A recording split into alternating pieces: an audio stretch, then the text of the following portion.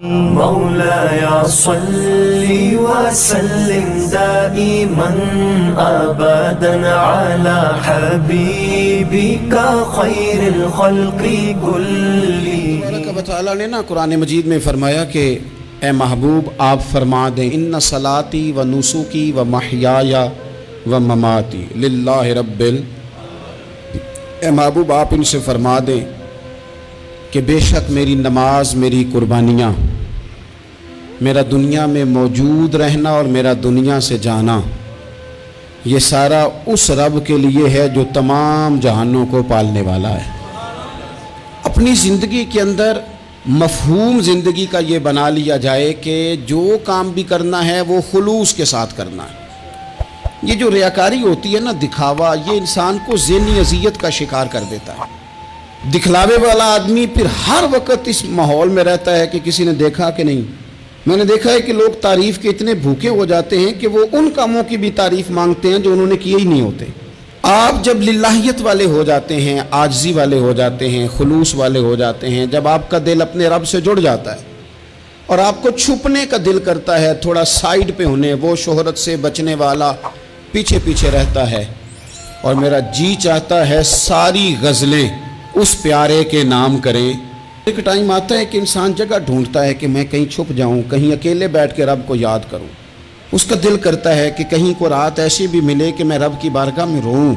کبھی وہ اپنی مجبوریوں پہ رونا چاہتا ہے کہ مالک فلاں چیز کیوں نہیں، اور کبھی اس کا اس بات پہ رونے کو دل کرتا ہے کہ میری تو اتنی اوقات ہی نہیں، میری تو اتنی حیثیت ہی نہیں، میں تو اس قابل ہی نہیں۔ اس پر بھی رونے کو جی چاہتا ہے۔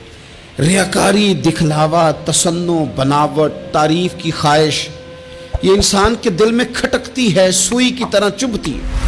اگر بندہ مخلص فی الدین ہو جائے تو پھر ان سارے تکلفات سے جب وہ بچتا ہے تو وہ محسوس کرتا ہے کہ زندگی آسان ہو گئی، کہ جو سادہ زندگی ہوتی ہے یہ آسان ہوتی ہے، اس میں بندہ مخلص رہتا ہے۔ نبی پاک صلی اللہ تعالیٰ علیہ وسلم سے صحابی نے پوچھا تھا، یا رسول اللہ صلی اللہ علیہ وسلم، ایک بندہ جہاد کے لیے جاتا ہے، اس کی نیت ثواب کی بھی ہے اور شہرت کی بھی ہے، ایسا نہیں کہ ثواب کی نیت ہی نہیں سرے سے۔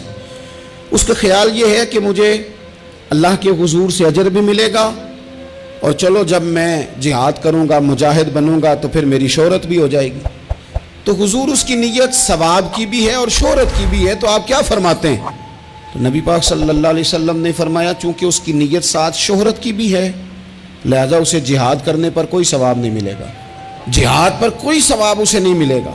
اس شخص نے دوبارہ سوال کیا، یا رسول اللہ صلی اللہ علیہ وسلم، جہاد کے لیے جا رہا ہے، لڑائی کے لیے جا رہا ہے، لیکن اس بندے کا ارادہ جہاد کا بھی ہے، جدوجہد کا بھی ہے، کوشش کا بھی ہے، اور ساتھ شہرت کا بھی ہے، تو کیا فرماتے ہیں؟